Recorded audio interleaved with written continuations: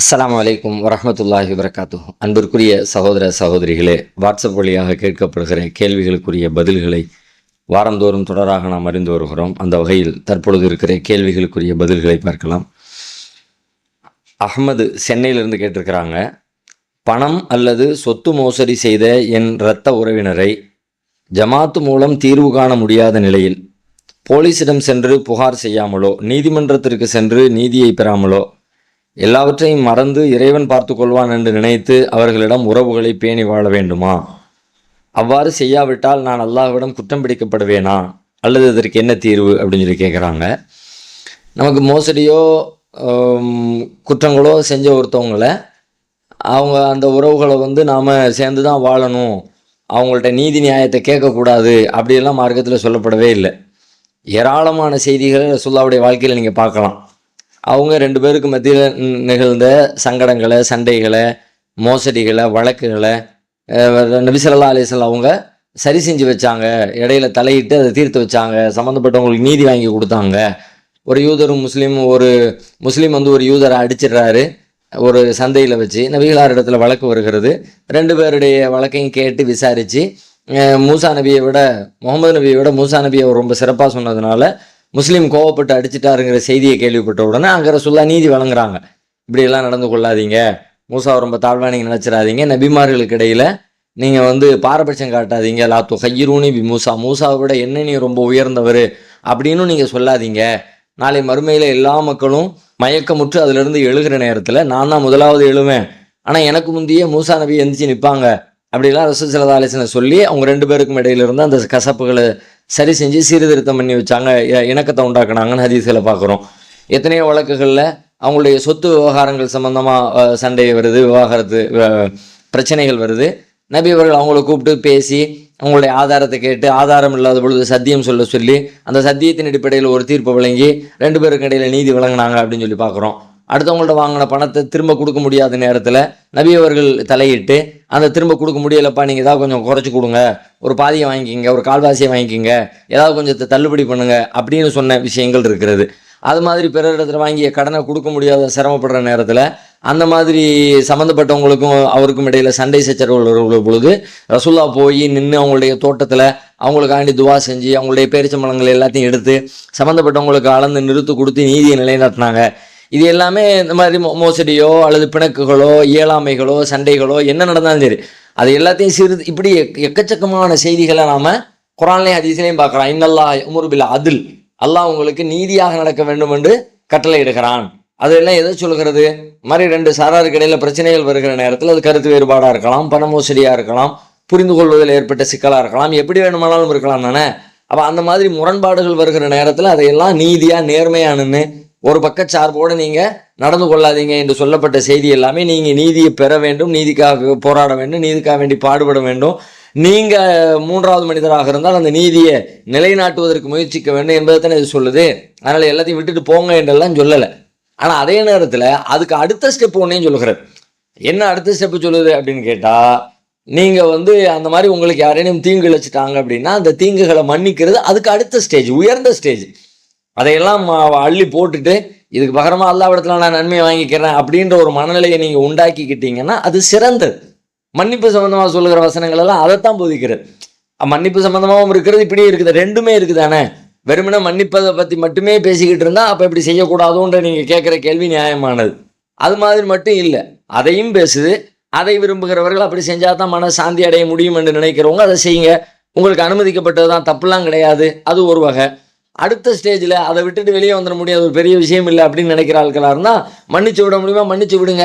அலா துஹிப்பூன அன் யக்ஃபிரல்லாஹு லக்கும், உங்களுடைய பாவங்களை அல்லாஹ் மன்னிக்கணுங்கிறது நீங்கள் விரும்ப மாட்டீங்களா அப்படின்னு அல்லாஹ் கேள்வி எழுப்புறான். அப்படின்னா அவங்க செஞ்ச பாவத்தை நீங்கள் மன்னிச்சிருங்க என்று அல்லாஹ் நமக்கு போதிக்கிற அந்த போதனை. ரசூலுல்லாஹ் அப்படி தான் நிறைய மன்னிப்புகளை வழங்கினாங்க.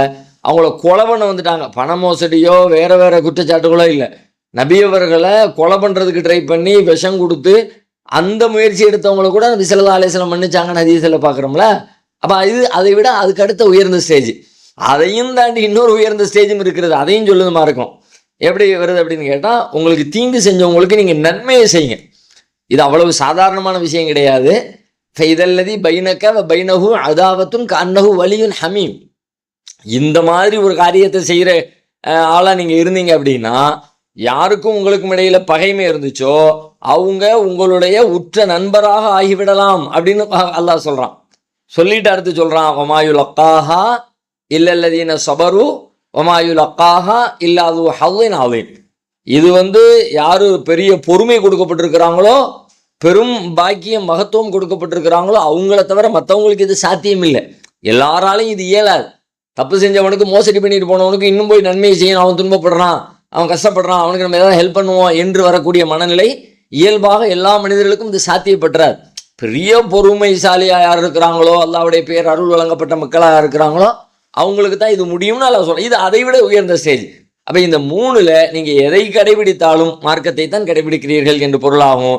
எல்லாத்தையும் விட்டுட்டு போங்க என்று அப்படி 100% கண்ண மூடிட்டு சொல்லலை. விட முடியலைன்னா போராடுங்க, முடியும்னு சொன்னால் அதை விட்டுட்டு அடுத்த ஸ்டேஜுக்கு வாங்க. அதுக்கும் அடுத்த ஸ்டேஜுக்கு இறைவனிடத்தில் நெருக்கத்தை பெற முடியும்னா அந்த ஸ்டேஜை நீங்கள் கடைபிடிங்க. மார்க்கம் மூன்றையுமே அங்கீகரிக்கிறது. மசூத் ஜின்னா ரியாது, சவுதி அரேபியா ரியாதுல இருந்து கேட்குறாங்க, என்னுடைய கேள்வி, ஜனாசா தொழுகை தெருவில் வைத்து தான் தொழ வேண்டுமா? அதாவது இறந்தவரின் வீட்டு முன்பாகத்தான் தொழ வேண்டுமா? அதை அடக்கக்கூடிய பள்ளியில் வைத்து தொழுதால் என்ன பிரச்சனை? இதை வைத்து சமீபத்தில் கடையநல்லூரில் பெரிய பிரச்சனையே நடைபெற்றது.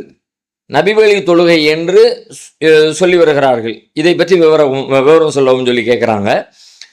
ஜனாசா தொழுகையை பொறுத்த வரைக்கும் பல மாதிரி மார்க்கத்தில் அனுமதி இருக்கிறது. இங்கே தான் வைக்கும், இப்படி தான் தொழ வேண்டும், இந்த இடத்துல தான் தொழுகை நடத்தணும் அப்படின்னு அதுக்கு ஒரு கட்டாயமான வழிமுறையை நாம் சொல்ல முடியாது.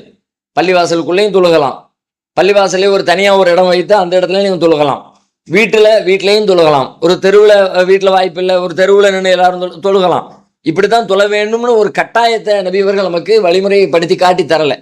பள்ளிவாசலோட தப்புலாம் கிடையாது. இப்படி எல்லா இடத்துலையும் தொழலான்னு சொல்லும் பொழுது ஒரு குறிப்பிட்ட இடத்துல தான் நாங்கள் தொழுவோம், இதுதான் வழிமுறை என்று ஆக்குவது தான் பிரச்சனை. இப்போ நபிகளுடைய காலத்தில் நீங்கள் பார்க்க, ரசூலுல்லாஹ்வுடைய மரணத்துக்கு பிறகு நீங்கள் பார்த்தீங்கன்னா சஅத் பின் அபி வக்காஸ் ரலியல்லாஹு அன்ஹு அவங்களுடைய ஜனாசாவை ஆயிஷா நாயகி சொல்கிறாங்க, பள்ளிவாசலில் கொண்டு வந்து தொழுகை நடத்துங்கிறாங்க. மக்கள் அதை ஏற்றுக்கலை. அப்போ ஆயிஷா நாயகி சொல்கிறாங்க, மக்கள் ரொம்ப சீக்கிரமாக மறந்துடுறாங்களே, சுஹைல் பின் பைலாவுடைய தொழுகையை ரசூலுல்லாஹ் பள்ளிவாசல் வச்சு தானே தொழுதாங்க, என்ன இப்போ பள்ளிவாசலில் வச்சு தொழுகிறது என்னமோ பாவம் மாதிரி குற்றம் மாதிரி தொழக்கூடாது மாதிரி நினச்சிக்கிட்டு இருக்கிறாங்க, அப்படியெல்லாம் நினைக்க தேவையில்லை, பள்ளிவாசல் வச்சு தொழுகலாம் என்று அன்னை ஆயிஷா ரலியல்லாஹு அன்ஹா நபி ஸல்லல்லாஹு அலைஹி வஸல்லம் அவங்க பள்ளியில் வச்சு தொழுதாங்க என்பதற்கான சான்றை அவர்கள் சொல்கிறார்கள். அதை நாம் பார்க்குறோம். அது மட்டும் இல்லாமல் பள்ளிவாசலுக்கு பக்கத்திலேயே ஜனாசா தொழுகை நடத்துறதுக்குன்னே ஒரு இடத்தையும் ரசூலுல்லாஹ் வச்சுருக்கிறாங்க. அப்படியும் ஹதீஸ்ல பார்க்குறோம். ஒரு குற்றவாளிகளுக்கு தண்டனை கொடுக்குறாங்க, கல்லெறிந்து தண்டனை, அவங்களுக்கு மரண தண்டனை நிறைவேற்றப்படுகிறது. எங்கே நிறைவேற்றப்பட்டது என்பதை பற்றி சொல்லும் பொழுது அறிவிக்கக்கூடிய அறிவிப்பாளர் சொல்கிறாங்க, ஜனாசா தொழுகை நடத்துறதுக்குரிய இடம் இருக்குல்ல, அங்கே தான் இது நடந்துச்சு, அங்கே வச்சு தான் இந்த தண்டனை நிறைவேற்றினாங்க. அப்போ பள்ளிவாசலுக்கு பக்கத்திலேயே ஜனாசா தொழுகை நடத்துறதுக்குன்னு அப்படியும் ஒரு இடத்த ரசூலுல்லாஹ் உருவாக்கி இருக்கிறாங்க. அதில் தான் பெரும்பாலும் ஜனாசாவுக்கான தொழுகை நடைபெற்று கொண்டு இருந்திருக்கிறது. அப்போ அதுவும் பள்ளிவாசலுக்குள்ளேயும் ஓகே தான், பள்ளிவாசலை ஒட்டி அதுக்குன்னு ஒரு இடத்த ஏற்பாடு பண்ண அதுவும் ஓகே தான். அதே மாதிரி அபூ தல்ஹா ரலியல்லாஹு அன்ஹு அவங்களுடைய புள்ள மகன் உமைர் சின்ன பிள்ளை இறந்து போயிடுறாரு. அப்புறம் ரசூல் ஸல்லல்லாஹு அலைஹி வஸல்லம் அவங்க வீட்டுக்கு போகிறாங்க, அபூ தல்ஹாவுடைய வீட்டுக்கு போகிறாங்க. அங்கே வீட்டிலேயே தொழுகை நடத்துகிறாங்க, ஜனாசா தொழுகை. உமைருக்கான தொழுகை எப்படி தொழுகிறாங்கன்னா ரசூலுல்லாஹ் தொழுகிறாங்க, ரசூலுல்லாஹ்வுக்கு பின்னாடி அபூ தல்ஹா நிற்கிறாங்க, அவங்களுக்கு பின்னாடி அவங்களுடைய மனைவி உம்மு சுலைம் ரலியல்லாஹு அன்ஹா நிற்கிறாங்க. இது மாதிரி நபி அவர்கள் வீட்டில் வச்சே தொழுகை நடத்தினாங்க. இப்போ வீட்டிலும் தொழலாம், பொது வெளியிலும் தொழலாம், பள்ளியிலும் தொழலாம், பள்ளிக்கு அருகிலே அதுக்குன்னு ஒரு ஏற்பாடு செய்யப்படுற அதுவும் தொழலாம். இங்கே தான் தொழுவேன் இப்படி தான் தொழுவேன் என்று சொல்ல வேண்டிய அவசியம் இல்லை. ஆனால் நாம் முன்னாடி இந்த இணை கற்பிக்கிற பள்ளிவாசல்கள் என்று ஒரு விஷயத்தை சொல்லி அந்த மாதிரி பள்ளிகளுக்கு போகக்கூடாது, அந்த மாதிரியான பள்ளிகளில் ஜனாசா தொழுகை நடத்தக்கூடாதுன்ற ஒரு வாதத்தை நம்ம முன் வச்சிருக்கிறோம். அது அறியாமையில் சொன்னது, அது சரியான செய்தி அல்ல, அது பிழையானது. ஏன்னா இன்றைக்கு இருக்கிற நாம் கண்ணுக்கு முன்னாடி பார்க்குற பள்ளிவாசல்கள் எல்லாமே அல்லாஹ்வுக்குரிய பள்ளிவாசல்கள் தான், அல்லாஹ்வை வணங்குவதற்காக கட்டப்பட்ட பள்ளிகள் தான். இணை கற்பித்தலுக்காகவும் சமூக பிரிவினைக்காகவும் அல்லாஹ்வின் எதிரிகளுக்கு அடைக்கலம் தருவதற்காகவும் அந்த நோக்கத்திலேயே ஒரு பள்ளிவாசல் கட்டப்பட்டிருந்தால் அந்த பள்ளிக்கு தான் அல்லாஹ் சொல்கிற அந்த இலக்கணங்கள்லாம் பொருந்தும். ஒரு 4 காரணங்களை சொல்லி அல்லாஹ் சொல்கிறான்ல, இந்த பள்ளிகளை எல்லாம் நம்ம அந்த லிஸ்ட்டில் கொண்டு போய் சேர்க்க முடியாது. அதனால் இதை காரணமாகி கொண்டு அங்கே மௌலூத் ஓதுறாங்க, அங்கே வேறு ஏதோ இணை கற்பித்தல் காரியம் நடக்குது, அங்கே எனவே பள்ளிவாசல் அங்கே தொழக்கூடாது என்று சொல்ல முடியாது. தாராளமாக நம்முடைய வளமையான தொழுகைகளையும் அங்கே நிறைவேற்றலாம், ஜனாசா தொழுகைகளை அங்கே நிறைவேற்றலாம். கடந்த காலத்தில் அப்படி சொன்னது அது பிழையானது. எனவே அதை அந்த எண்ணத்தில் இருக்கக்கூடியவர்கள், அதை சரி காணக்கூடியவர்கள் அப்படி செய்திருக்க வாய்ப்பு இருக்கிறது. ஆனால் அது சரியான நிலைப்பாடு இல்லை. மார்க் அடிப்படையில் எங்கும் தொழுகலாம். அமீர்தீன் சிங்கப்பூர்ல இருந்து கேட்குறாங்க, பள்ளிவாசலில் கடைபிடிக்கும் ஒழுங்குகள் சம்பந்தமாக. பள்ளிவாசலில் வியாபாரம் தடுக்கப்பட்டுள்ளது. அப்படி இருக்க இயக்கங்களின் சிடி புத்தகங்கள் மற்றும் பத்திரிகைகள் காட்சிக்கு மற்றும் விற்பனைக்கு வைக்கப்படுகிறது, இது சரியா அப்படின்னு கேட்குறாங்க. அதோட இன்னொரு கேள்வி அதோட சேர்த்து கேட்குறாங்க.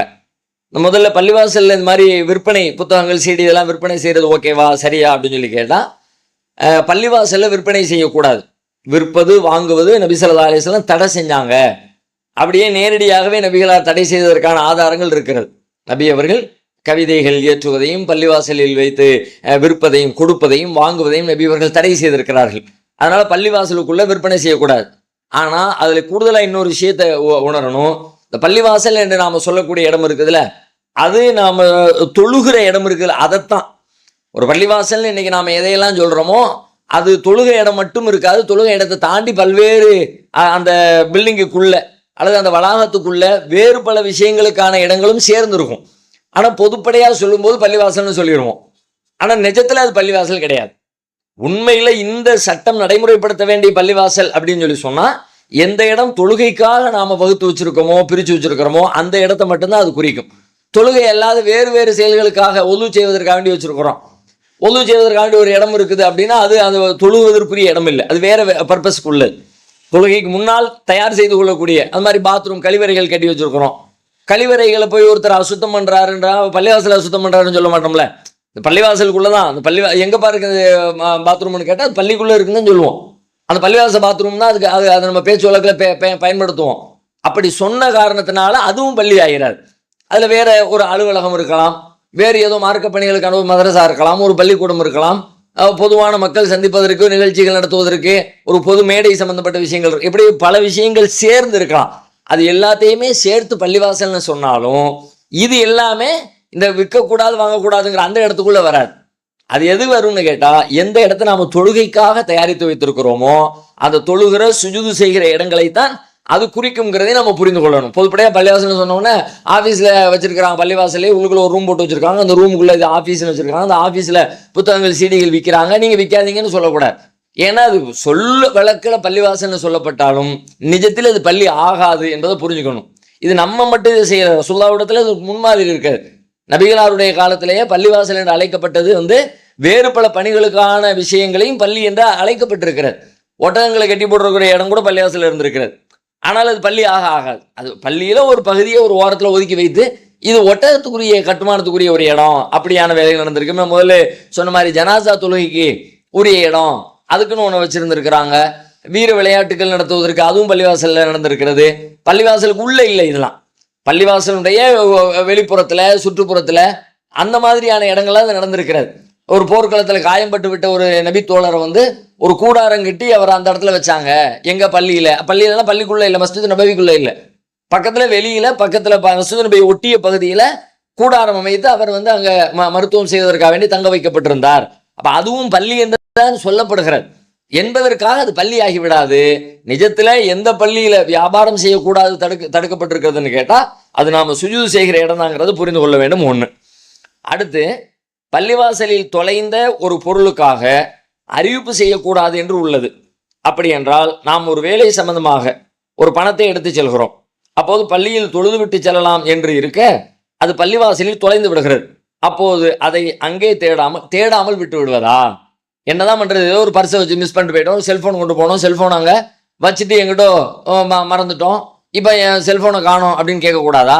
ஏன்னா ஹதீஸே இருக்கிறது அவங்க சொல்கிற மாதிரி எப்படி இருக்குன்னு கேட்டால், இது மாதிரி ஒருத்தர் தொலைஞ்சு போன ஒன்று தேடுறதை நீங்கள் பார்த்தீங்கன்னு சொல்லி சொன்னால் உடனே அவருக்கு கிடைக்காம போகட்டும், லா ரத்தஹல்லாஹு அலைக்க, அல்லாஹ் உனக்கு அதை திருப்பி தராமல் போகட்டுங்கிற மாதிரி சொல்லியிருங்கன்ற மாதிரி ஒரு கடுமையான சொல்ல நபி அவர்கள் பயன்படுத்தி இருக்கிறாங்க. அந்த ஹதீஸை வைத்துத்தான் இது கேள்வி வைக்கப்படுகிறது. ஆனால் அந்த ஹதீஸு பொதுவான காணாமல் போன விஷயங்களை பற்றி பேசுகிற ஹதீஸ் இல்லை. அது என்ன வருது அப்படின்னு கேட்டால், யார் மன் சமியா ரஜுலன் என்ஷுது லால்லத்தன், ஒருத்தருடைய கேள்விப்படுற சத்தத்தை தேடுறார், சப்தமிட்டு கேட்கிறார். காணாமல் போன பொருளை பத்தி ஒருத்தர் சப்தமிட்டு கேட்கறத ஒருத்தர் செவியிட்டார் அப்படின்னா, அப்போ அவர் இப்படி சொல்லட்டும். எப்படி சொல்லட்டும்? லா ரத்தஹ் அல்லாஹ் அலைக்க, அல்லாஹ் உனக்கு அதை திருப்பி கிடைக்காம ஆக்கட்டும் அப்படின்னு சொல்லட்டும். ஏன்னு கேட்டா இன்னல் மசாஜித் லம் துப்னலி ஹாதா, பள்ளிவாசல்கள் இதுக்காண்டியா கட்டப்பட்டிருக்கிறது, இதுக்கு கட்டப்படலையே. நீ பொருள்களை தேடவும் வைக்கவும் அது அப்படின்னு ரசூலுல்லாஹ் சொன்னதாக இந்த செய்தி வருகிறது. இதுல வரக்கூடிய விஷயம் கண்டெடுக்கப்பட்ட, அது காணாமல் போன என்று சொல்லப்பட்டாலும் நிஜத்துல நாம காணாமல் ஆக்கிவிட்ட பொருட்களுக்கான விஷயத்தை பத்தி இது பேசல. அது உண்மையில எதை பத்தி பேசுதுன்னு கேட்டா, காணாமல் போன உயிரினங்களை பற்றி பேசுகிறது.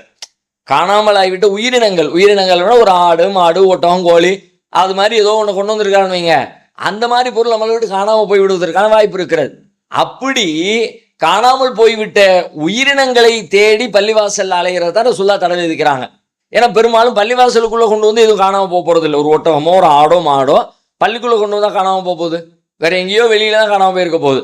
வெளியில எங்கேயோ காணாமல் போன ஒன்று பள்ளிவாசல் தேடுறிய, எங்க காணாமல் போச்சு அங்க தேடாம இங்க தேடுறிய என்ற கருத்துப்படத்தான் நபி அவர்கள் பயன்படுத்தி இருக்கிற அந்த சொல். காணாமல் போன என்று பொதுப்படையாக சொல்லும் பொழுது எல்லாவற்றையும் குறிப்பதை போல தெரிஞ்சாலும் கூட அந்த சொல்லுக்கான சரியான நுணுக்கமான பொருள் என்ன என்பதை தேடி பார்த்தால் ஒட்டுமொத்த காணாமல் போன பொருட்களை பற்றியும் குறிக்கிற சொற்கள் அல்ல, அக்னிகளை பற்றி பேசுகிற சொற்கள் அல்ல, உயிரினங்களை பற்றி சொல்வதற்கு அரபியில் என்ன பயன்படுத்தப்படுமோ அந்த சொல்லுதான் அங்க பயன்படுத்தப்பட்டிருக்கிறது. அதனால அந்த மாதிரி பொருட்களை தான், அந்த மாதிரி உயிரினங்களை தான் அங்க வச்சு தேடாதீங்க, அதுக்கான அறிவிப்புகளை செய்யாதீங்க. ஏன்னா இன்னொரு ஹதீஸ்ல இன்னும் தெளிவா வருகிறது, மந்தா ஜமலில் அஹமர், ஒரு சிவப்பு ஒட்டகையை குறித்து அதை காணணும்னு ஒருத்தர் யாராவது தேடிக்கிட்டு இருக்கிறத நீங்க கேள்விப்பட்டா, அப்ப இந்த வார்த்தைக்கு அது விளக்கமா இருக்கிறது. லால்லத்துங்கிற அந்த சொல்லுக்கு அந்த செய்தி சிவப்பு ஒட்டகம்ங்கிறது அப்போ உயிரினத்தை தான் குறிக்கிறது என்று புரிகிறது. வேறு ஏதேனும் பொருட்களாக இருந்தாலும், ஒரு வண்டி சாவியா இருந்தா, நம்ம கையில கொண்டு வந்த ஒரு பேக்கா இருந்தா, அதையெல்லாம் எங்க போச்சு எது போச்சு அப்படின்னு சொல்லி கேட்கறத பத்தி நபி அவர்கள் இங்கே தடை விதிக்கவில்லை என்பதை நாம புரிந்து கொள்ளணும். அதை கேட்பது மார்க்க அடிப்படையில் தவறாக ஆகாது. மொழிபெயர்ப்பில் ஏற்பட்ட சிக்கல் தான். மொழிபெயர்ப்பு என்னன்னு கேட்டா, காணாமல் போனேன்னு பொதுவாக சொன்னதுனால காணாமல் போனதுங்கிற மாதிரி புரிஞ்சுக்கிட்டோம். காணாமல் போன உயிரினங்களை குறித்த விஷயங்கள் என்று சொல்லி அது கொஞ்சம் கூடுதல் தெளிவாக அந்த வார்த்தையை சொல்லப்படுகிற பொழுது இந்த சந்தேகம் நமக்கு நிவர்த்தி ஆகிவிடும்.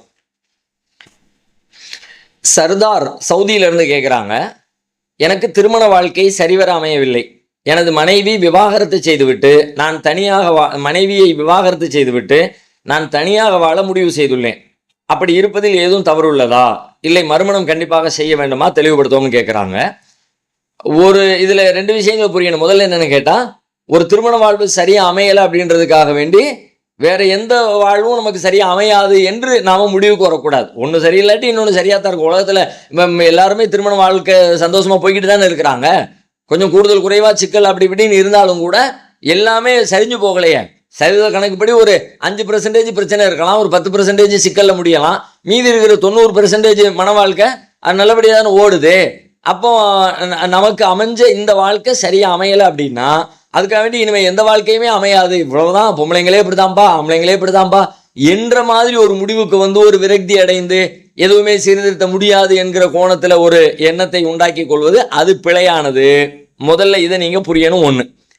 ரெண்டாவது, நாம விவாகரத்துக்கு பிறகு நம்ம தனியா இருக்கிறோம், கல்யாணம் இல்லை, இப்போ மனைவி இல்லாம தனியா இருக்கிறோம் அப்படின்னா அது அப்படியே இருந்து விட முடியுமா என்கிற கேள்வி ஒன்று இருக்கிறது. எல்லாராலையும் இருந்து விட முடியுமா? அவருடைய வயது இருக்கிறது. ஒரு முதிய பருவத்தில் ஒருத்தர் இருக்கிறாரு, ரொம்ப வயசாலி ஆயிட்டாங்க, அவங்களுக்கு மீண்டும் வேறொரு மன வாழ்க்கை தேவைப்படலை அப்படின்னு சொல்லி சொன்னால், அவங்க பிள்ளைங்களோட இருக்கிறாங்க, அப்படியே அவங்க வாழ்க்கை முடிஞ்சு போயிடும், திரும்ப ஒரு திருமணத்துக்கான தேவையோ சூழலோ ஒன்றுமே இல்லைன்னு சொல்லி சொன்னால், பிள்ளைகளுடைய அரவணைப்பில் அல்லது அவங்க தங்களுடைய உதவியாளருடைய அரவணைப்பில் வாழ்க்கையை கலத்தி விட முடியும்னா அது ஒரு வகை. ஆனால் இளமை துடிப்போடு இருக்கிறவங்களா இருந்தால், குறைஞ்ச வயசுடையவங்களாக இருந்தால், அந்த மாதிரி ஆட்கள் எவ்வளோ நாளைக்கு இப்படி இருந்துட முடியும், அதையும் யோசிக்கணும்ல. ஒரு நேரம் இல்லாட்டி ஒரு நேரம் நம்ம பிள்ளைகளை தவறுகளில் போய் விழுந்து விட்டோம்னா அதிலிருந்து நம்மளை காப்பாற்றணும் அப்படின்னா ஒரு பெரிய சிக்கலில் போய் மாட்டக்கூடாதுன்னு சொல்லி சொன்னால் அந்த மாதிரியான முடிவுக்கு நாம் வரக்கூடாது. வாய்ப்பு, வசதிகள், பொருளாதாரம், உடல் தேவை எல்லாம் இருக்கும் பட்சத்தில் வேறொரு திருமணத்தை செய்து கொள்வது தான் முறையானது, ஏற்புடையது. ஏன்னா ரசூலுல்லாஹ் வாலிபர்களை பார்த்து சொன்னாங்க, யா மாஷர ஷபாப் மனிஸ்ததாத்தமின்குமுல் பாஅத ஃபல்யதஸவ்வுஜ், வாலிபர்களே, உங்களை யாருக்காவது திருமணம் செஞ்சுக்க வாய்ப்பு இருந்துச்சு, வசதி இருந்துச்சுன்னா நீங்கள் கண்டிப்பாக கல்யாணம் பண்ணிக்கோங்க. ஏன்னா அகல்லுலில் பஸர் வ அஹ்ஸனுலில் ஃபர்ஜ், அது உங்களுடைய பார்வைகளை கட்டுப்படுத்தும், உங்களுடைய கற்பை பாதுகாக்கும்னாங்க. அப்போ அந்த வாலிப துடிப்போடு இருக்கிற வாலிபம்னா நீங்கள் 28 வயசு 30 வயசு மட்டும் சொல்லிடக்கூடாது. அது வெறும் வயசு சார்ந்ததல்ல, அதை தாண்டி உடல் சார்ந்தது, உடல் ஆரோக்கியம் சார்ந்தது. அந்த மாதிரியான நிலையில் இருக்கக்கூடியவங்களாக இருந்தால் அவங்க பண்ணத்தான் வேணும். பண்ணலன்னு சொல்லி சொன்னால் அவங்க வேற மாதிரியான சிக்கலில் போய் வீழ்ந்து விடுவதற்கான வாய்ப்பு இருக்குங்கிறது என்பதையும் கவனித்து கொள்ள வேண்டும். அப்படி இருக்கும் பட்சத்தில் நீங்கள் திருமணம் செஞ்சுக்கங்க. இல்லை அது மாதிரி இல்லை, அதுக்கான ஆசைகள் இல்லை, தேவைகள் இல்லை, உடல் அதுக்கு ஒத்துழைப்பும் இல்லை, இதுக்கு பிறகு நம்ம அப்படியான ஒரு சூழலை நோக்கி நகர வேண்டிய அவசியம் இல்லைன்னு முடிவெடுத்தால் அந்த சூழலை வைத்து எடுக்கப்படுகிற முடிவு அதுக்கு நீங்கள் உங்களோட காரணம் இருக்கணும். சூழல் பொருந்தாத நேரத்தில் முடிவெடுத்து விட்டால் தப்பாக போயிடும். ஏன்னா அது நபிகளாருடைய வழிமுறையை நம்ம ஃபாலோ பண்ணணும். ஃபாலோ பண்ணுவதற்கான வாய்ப்போ வசதிகளோ இல்லாத பட்சத்தில் நீங்கள் ஃபாலோ பண்ணலாட்டி உங்கள் மீது குற்றம் வராது. அசாருதீன் அப்படிங்கிறவங்க கேட்குறாங்க, எந்த ஊருன்னு தெரியல.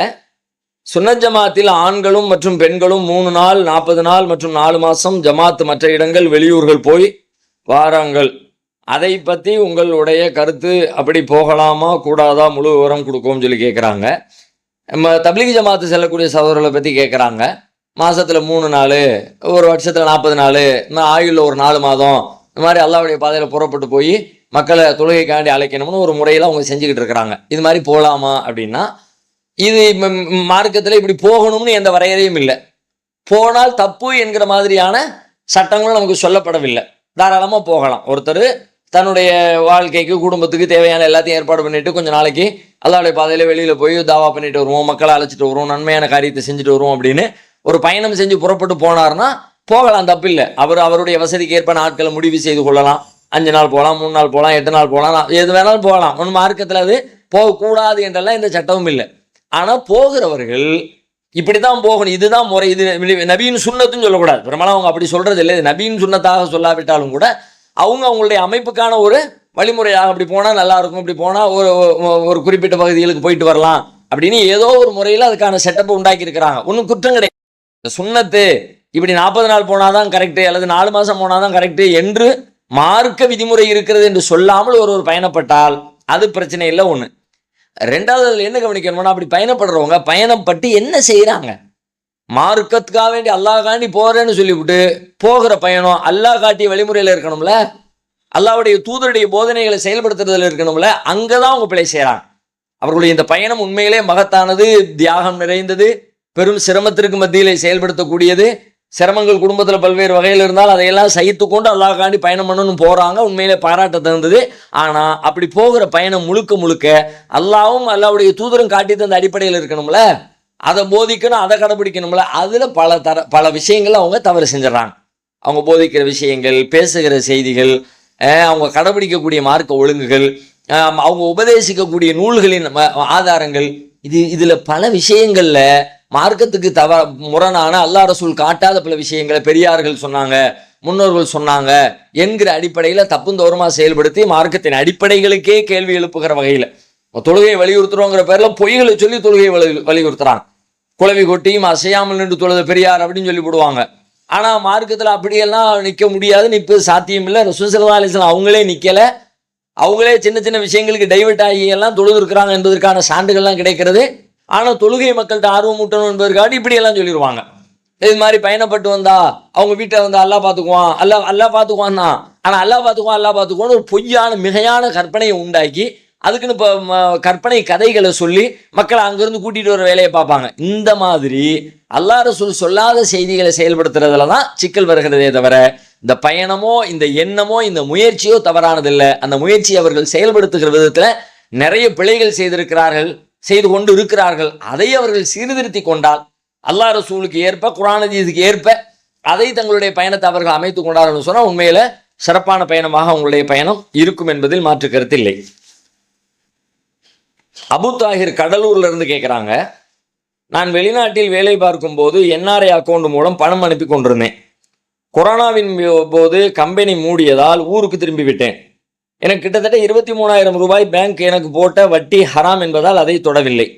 வருமான வரி பிரச்சனை மற்றும் என்ஆர்ஐ கேஓசி பூர்த்தி செய்ய முடியாததால் பேங்க் அக்கௌண்ட்டை மூடும் சூழ்நிலை. ஆனால் அக்கௌண்ட்டில் உள்ள பணத்தை கட்டாயம் வித்ட்ரா செய்ய சொன்னதால் வேறு வழி இல்லாமல் எடுத்துவிட்டேன். அதை கையில் வைத்திருப்பது நெருப்பை வைத்திருப்பது போல் இருந்தது. எப்படியாவது அதை என்னை விட்டு அப்புறப்படுத்த நினைக்கும் போது வயநாடு நிலச்சரிவு, அதற்காக அந்த பணத்தை கேரள முதலமைச்சர் நிவாரண நிதிக்காக கொடுத்து விட்டேன். இது ஒரு பக்கம் நிம்மதியாக இருந்தாலும் ஒரு பக்கம் உறுத்தலாக இருக்கிறது. என்னன்னு சொல்லி கேட்குறாங்க.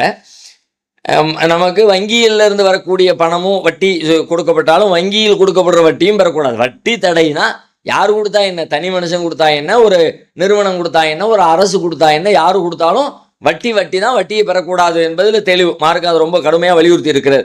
ஆனால் ஒரு நிர்பந்தத்தின் காரணமாக அக்கௌண்ட்டை மூட வேண்டிய சூழல் வருது, என்ன பண்ணுறதுன்னு தெரியல, வாங்கிட்டு போனா தான் உண்டுன்னு சொல்லிட்டாங்கன்னா அப்போ வேறு வழி இல்லாத கட்டத்துக்கு நீங்கள் ஆளாயிட்டீங்க.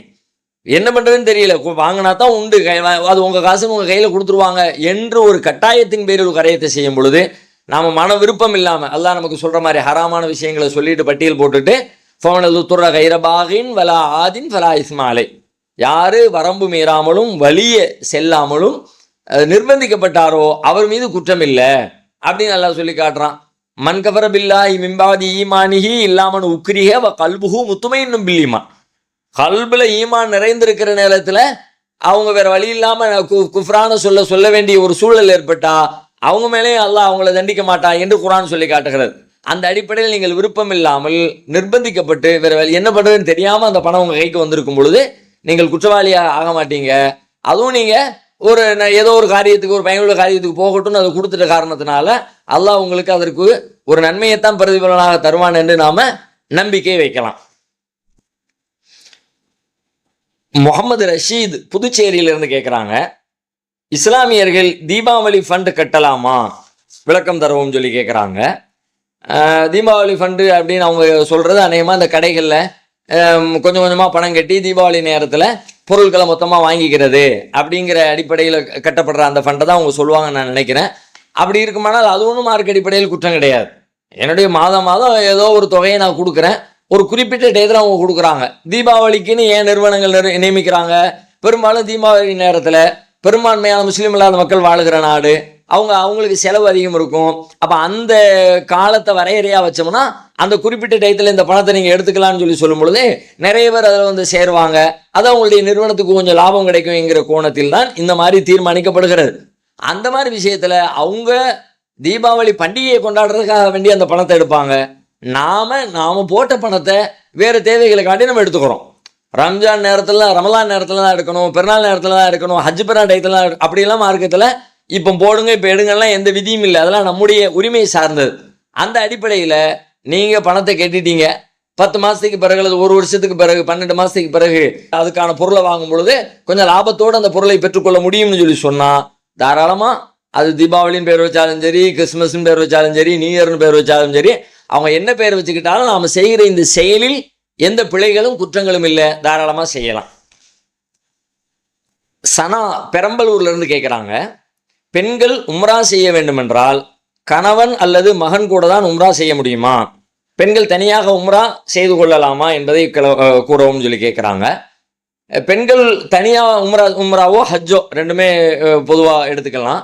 இதை இந்த பயணத்தை பெண்கள் தனியாக செய்யலாமான்னு கேட்டால் இது சம்மந்தமாக அறிஞர்கள் மத்தியிலே ஒரு 2 வகையான கருத்துக்கள் இருக்கிறது. இந்த 2 வகையான கருத்துக்கள் கொள்வதற்கு 2 வகையான சான்றுகள், இந்த தரப்பும் சில சான்றுகள் வச்சுருக்காங்க, அவங்களும் சில சான்றுகள் வச்சுருக்கிறாங்க. எனவே 2 கருத்துக்கள் முன்வைக்கப்படுகிறது. ஆனால் அந்த 2ஐயும் தனித்தனியாக பார்க்காம 2க்கும் இடையில இணைச்சு முடிவுக்கு வருவதற்கு நாம் சிந்திச்சோம்னா 2ஐயும் சேர்த்து வைத்து ஒரு முடிவுக்கு நாம் வந்துவிட முடியும். முதல்ல செல்லக்கூடாதுன்னு சில பேர் சொல்கிறாங்க. அவங்க எதை வச்சு சொல்கிறாங்க அப்படின்னு கேட்டால், ஒரு பெண் தனியாக பயணம் பண்ணக்கூடாதுன்னு சொல்ல நேரடியாகவே ஆர்டர் போடுறாங்க. அந்த அந்த அந்த செய்தி இப்போ 2-3 வகைகளில் இருக்கிறது. ஒரு அறிவிப்பில் இருக்கிறது, லாத்து சாஃபிரில் மராத்து சலாசத்த ஐயாமின் இல்லாம அதி மஹரமின், ஒரு பெண்ணு 3 நாளைக்கு மேலே மஹரம் இல்லாமல் பயணம் செய்யக்கூடாது அப்படின்னு.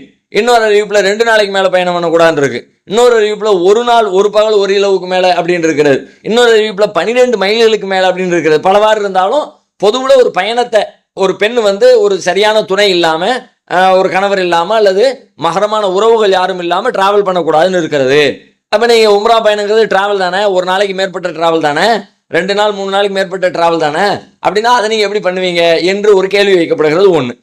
இன்னொரு செய்தி அவங்க சொல்கிறாங்க, நபி ஸல்லல்லாஹு அலைஹி வஸல்லம் அவங்களிடத்துல ஒரு ஒரு நபித்தோழர் சொல்கிறார், யார சொல்லலாம், இன்னி அஹ்ருஜு ஃபி ஜெய்ஷி கதா வ கதா, நான் அந்த போர்க்களத்தில் பங்கெடுக்கணும்னு நான் விரும்புகிறேன். வம்ராத்தி துரீதுல் ஹஜ்ஜ, என்னுடைய மனைவி ஹஜ்ஜுக்கு போகிறதுக்கு பிளான் பண்ணியிருக்கிறாங்க அப்படின்னு சொல்லாவிடத்தில் சொல்கிறாங்க. அப்போ நபி ஸல்லல்லாஹு அலைஹி வஸல்லம் சொல்கிறாங்க, உஹ்ருஜ் மஅஹா, நீ அவங்களோட போ, அவங்களோட ஹஜ்ஜுக்கு போ, அவங்களோட சேர்ந்து போ அப்படின்னு ரசூலுல்லாஹ் சொன்னாங்க. அப்போ இந்த செய்திகளை வச்சு என்ன சொல்கிறாங்கன்னா, இப்போ ரசூலுல்லாஹ் தனியாக அந்த பெண்ணு போகிறேன்னு சொல்லி சொன்னோன்னே வேணாம் நீ சேர்ந்து போன்னு சொல்லிட்டாங்கல்ல. அப்போ பயணம் பண்ணுறதே மஹரம் இல்லாமல் பயணம் பண்ணக்கூடாதுன்னு போட்டிருக்கிறாங்க, சொல்லியிருக்கிறாங்கல்ல. அப்படின்னா நீங்கள் எப்படி நீங்கள் ட்ராவல் பண்ணி போவீங்க என்று ஒரு கேள்வியை முன்வைக்கிறாங்க, தனியாக போகக்கூடாது என்று சொல்லக்கூடியவங்க. ஆனால் தனியாக போகலாம் அப்படின்ற வாதத்துக்கு வைக்கிறவங்க என்ன சொல்கிறாங்கன்னா, வலில்லாஹி அலன்னாசி ஹஜ்ஜுல் பைத்தி மன் இஸ்தத்தாஅ இலைஹி சபீலா, அல்லாஹ்வுக்காக அல்லாஹ்வுடைய ஆலயத்தை ஹஜ்ஜு செய்கிறது யாருக்கு போயிட்டு வர்றதுக்கு சக்தி இருக்குதோ அந்த மக்கள் மீது கடமைன்னு குர்ஆன் சொல்லுதே. இப்போ யாருக்கு போயிட்டு வர அப்படிங்கிறதுல ஆணு பெண் எல்லாருமே உள்ளடங்குவாங்க தானே. ஒரு கணவனாக இருந்தாலும் மனைவியாக இருந்தாலும் ஒரு ஆணாக இருந்தாலும் பெண்ணாக இருந்தாலும் போயிட்டு வர்றதுக்கு சக்தி இருக்கா, போயிட்டு வாங்க அப்படின்னு ரெண்டு பேரையும் குறிக்கும் தானே. நீங்கள் என்ன அப்போ இது பொதுப்படையான ஒரு சட்டமாயிருது. இப்போ எல்லாருமே போய் செய்யலாம், தனியாக இருந்தால் தனியாக போய் செய்யலாம், இதை வைத்து கொண்டு தனித்து போகலாம் என்ற அடிப்படையில் ஒரு விளக்கம் சொல்கிறாங்க.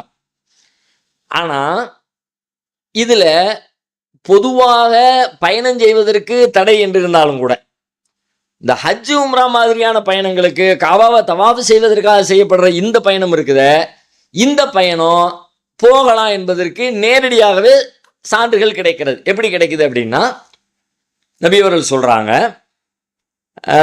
அதீ இப்னு ஹாத்திம் அப்படிங்கிற சஹாபி இடத்துல வேறு சில உரையாடல்கள் நடக்குது. அதன் தொடர்ச்சியாக ரசூலுல்லாஹ் சொல்கிறாங்க, யா அதி ஃபைன் தாளத்துபிக ஹயாத், அதியே உங்களுக்கு அல்லாஹ் ஹயாத்தை நீட்டி கொடுத்தான் அப்படின்னா நீங்கள் நிறைய நாள் உயிரோடு இருந்தீங்கன்னு சொல்லி சொன்னால், இல்லை தரையன்னல் ஐனத்தை தர்த்தஹிலு மினல் ஹீரத்தி ஹத்தா தத்தூஃப பில் காபா, நீங்கள் ஒரு விஷயத்தை பார்ப்பீங்க. என்ன விஷயம் தெரியுமா? ஒரு ஒட்டகச்சிவிகையில் ஒரு பெண்ணு ஹீராவிலிருந்து புறப்பட்டு கஅபாவுக்கு தவாஃபு செஞ்சுட்டு போவாங்க.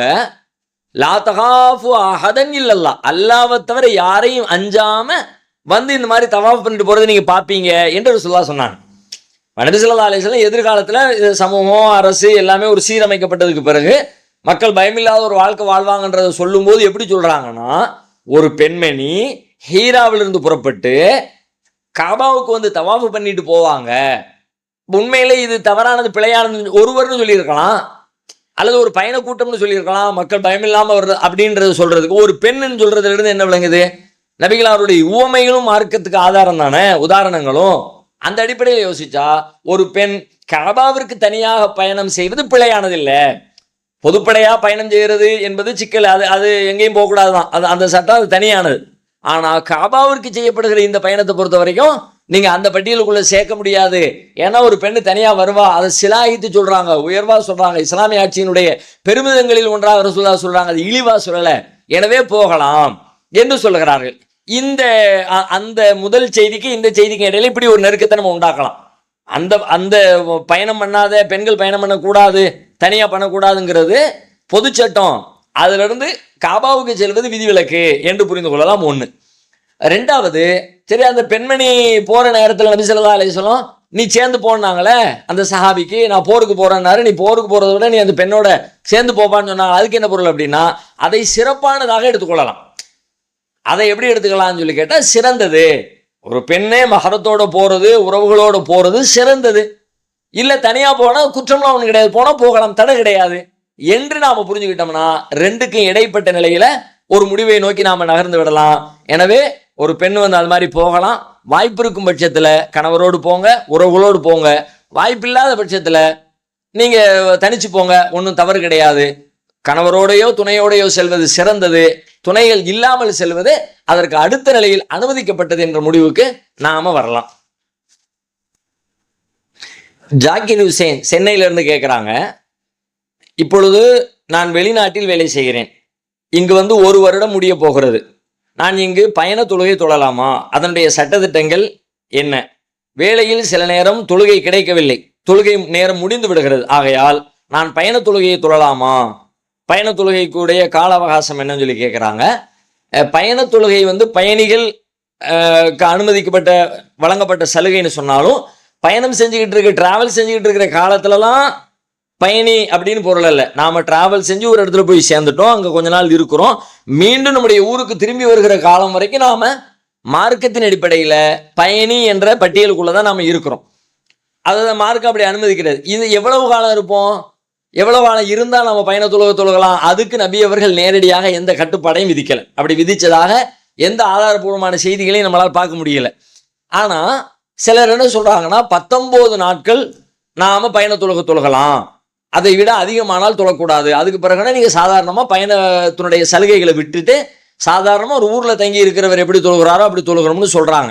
இதுக்கு நபிகளாருடைய ஒரு செய்தி ஆதாரமா காட்டுறாங்க. எப்படி வருது? மக்காவில், மதீனாவுல இருந்து மக்காவுக்கு வந்த நபி ஸல்லல்லாஹு அலைஹி வஸல்லம் அகாமன் நபி ஸல்லல்லாஹு அலைஹி வஸல்லம் 19 நாள் ரசூலுல்லாஹ் அங்கே தங்கினாங்க. அங்கே 19 நாள் ரசூலுல்லாஹ் சுருக்கி தொழுதா, பயண தொழுதாங்க அப்படின்னு வருகிறது. இப்போ இதை வைத்துக்கொண்டு என்ன விளக்கம் அளிக்கப்படுகிறது? அப்போ ரசூலுல்லாஹ் 19 நாள் பயண தொழுது இருக்கிறாங்க. 19 நாள் தான் நாமளும் தொழுகலாம். அதுக்கு மேற்பட்ட நாட்கள் இருந்தால் நாம வளமையான தொழுகையை போல தொழுது கொள்ளணும்னு. ஆனால் இதை இப்படித்தான் புரிய வேண்டும் என்று இல்லை.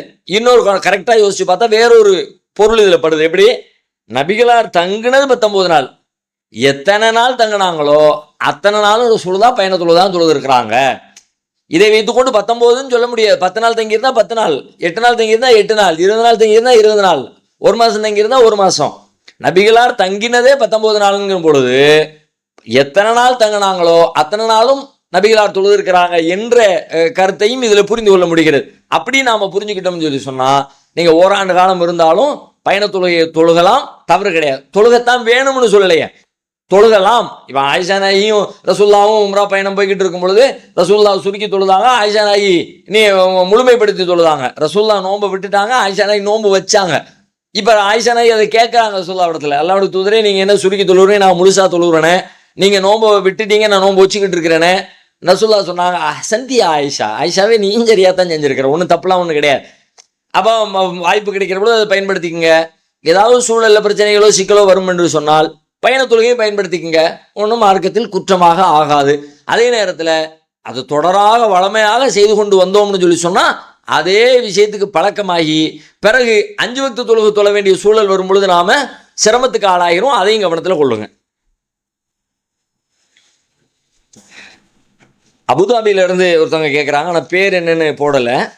என்ன கேட்குறாங்கன்னா, இங்கே இருக்கக்கூடிய பெரும்பாலான பள்ளிவாசல்களில் தொழுகை நேரம் வந்துவிட்டால் ஆட்டோமேட்டிக் சிஸ்டம் பயன்படுத்தி பாங்கு சொல்லப்படுகிறது. நமது நாட்டை போல பாங்கு சொல்வதற்கு மோதினார், பாங்கு சொல்பவர் என யாரும் இல்லை. இந்த பாங்கை ஏற்றுக்கொண்டு தொழலாமா அப்படின்னு சொல்லி கேட்குறாங்க.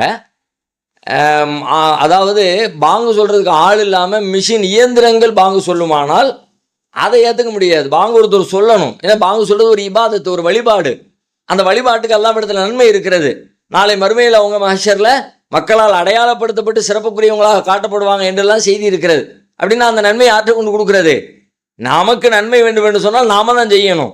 பாங்கு சொல்வதனுடைய நன்மைகளை ஒரு மனுஷன் தான் பெற்றுக்கொள்ள முடியுமே தவிர ஒரு இயந்திரமோ ஒரு ரேடியோவோ ஒரு மிஷினோ அது மாதிரி ஒரு தொலைக்காட்சியோ அதுக்கு வந்து நன்மையை கொடுக்க முடியாதுல்ல. அப்போ ஒரு மனிதர் செஞ்சால் தான் அதை ஏற்றுக்கொள்ள முடியும். ஆனால் நாம் அறிந்த வரைக்கும் அங்கே உள்ள செய்தி நான் கேள்விப்பட்ட விஷயம் என்னன்னு கேட்டால், ஒரு ஆள் தான் சொல்கிறாங்க, ஒரு ஆள் சொல்கிறத எல்லா இடங்களுக்கும் கேட்குற மாதிரி செட் பண்ணி வச்சுருக்கிறாங்க. அதாவது ஒவ்வொரு இடத்துலையும் ஆளுன்னு சொல்லாமல் ஒரு இடத்துல எங்கேயோ ஒரு இடத்துல சொல்கிறாங்க. அதை அவங்க என்ன பண்ணுறாங்கன்னா இங்கே கேட்குற மாதிரி அங்கே கேட்குற மாதிரி அங்கே கேட்குற மாதிரி எல்லா இடங்களையும் கேட்குற மாதிரி ஒரு ஏற்பாடு பண்ணி வச்சுருக்கதா சொன்னாங்க. அப்படி இருக்குமானால் ஒரு ஆள் தான் சொல்கிறாங்கன்றது கன்ஃபார்ம் ஆகிடுச்சு. இப்போ நாம் ஒரு பள்ளிவாசலில் சொல்கிறோம், பள்ளியில் சொல்லக்கூடிய ஒரு பாங்கு ஒரு குறிப்பிட்ட தூரம் வரைக்கும் கேட்குது. அந்த தூரத்தில் இருக்கிற எல்லாருக்குமே அந்த பாங்கு கட்டுப்படுத்துதில்ல. அவங்க திரும்ப பாங்கு சொல்ல தேவையில்லையே. அந்த பகுதியில் இருக்கிற வீடுகளில் இருக்கிறவங்க, அந்த பகுதியில் இருக்கக்கூடிய தெருக்களில் இருக்கிறவங்க, அவங்க யாருமே அந்த பாங்கை வைத்துக்கொண்டே செயல்படி தொழுதுக்கலாமே, தனியாக ஒரு பாங்கு சொல்ல வேண்டிய அவசியம் இல்லை, நம்ம புரிஞ்சு வச்சுருக்கிறோம் தானே. அந்த அடிப்படையில் இப்போ இங்கே பள்ளிவாசலை தாண்டி அந்த சப்தம் போகிறது எல்லாரையும் இது கட்டுப்படுத்துகிறது. அதே போல் ஒரு இடத்துக்கு சொல்லப்படுறது எல்லா பள்ளிவாசலும் கொண்டு போய் சேர்க்கப்படுகிறதுன்னு சொல்லி சொன்னால் அதையும் இது எடுத்துக்கொள்வதற்கான வாய்ப்பு இருக்கிறது. வாய்ப்பு இருக்கும் பட்சத்தில் தனித்தனியாக சொல்லட்டும். வாய்ப்பு இல்லைன்ற பட்சத்தில் ஒரு இடத்துல சொல்லி எல்லா இடத்துக்கும் கேட்குமானால் பாங்கு சொல்லப்பட்டிருச்சுன்னு தான் அர்த்தம்.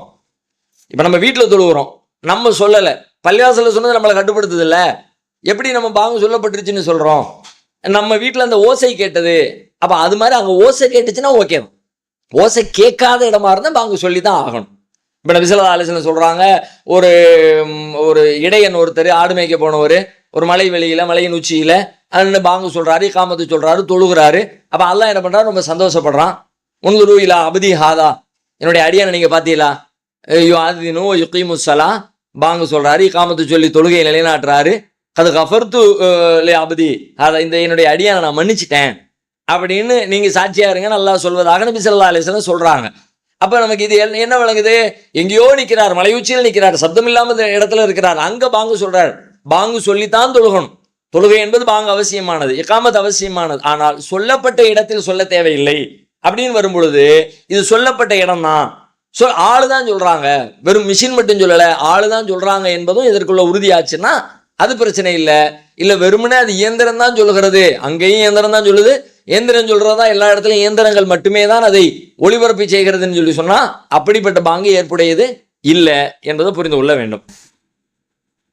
நஸ்ரீன் பானு திருப்பூர்ல இருந்து கேட்குறாங்க, ரமலான் மாதத்தில் அல்லாஹ் எல்லா ஷைத்தானையும் சங்கிலியில் கட்டி கடலில் போடுவான்னு சொல்றாங்க, அது உண்மையா அப்படின்னு சொல்லி கேட்குறாங்க. ரமலான் மாதத்தில் ஷைத்தான்கள் விலங்கிடப்படுகிறார்கள், அது இருக்கிறது. நபி ஸல்லல்லாஹு அலைஹி வஸல்லம் சொல்றாங்க, இதாஜா ரமலான் வந்து விட்டதுன்னு சொல்லி சொன்னா ஃபுத்திஹத் அபுவாபுல் ஜன்னா, சுவர்க்க வாசல்கள் திறக்கப்படுகின்றன, ஒகுல்லிகத் ஜஹன்னம், நரகம் மூடப்படுகிறது, வசுல்சிலத்தி ஷயாத்தீன், ஷைத்தான்கள் விலங்கிடப்படுகிறார்கள். ஷைத்தான்கள் விலங்கிடப்படுறது ஒரு கடலை தூக்கப்படுறதுங்கள விலங்கிடப்படுது அப்படின்னு சொல்ல அவருடைய ஹதீஸ் இருக்கிறது.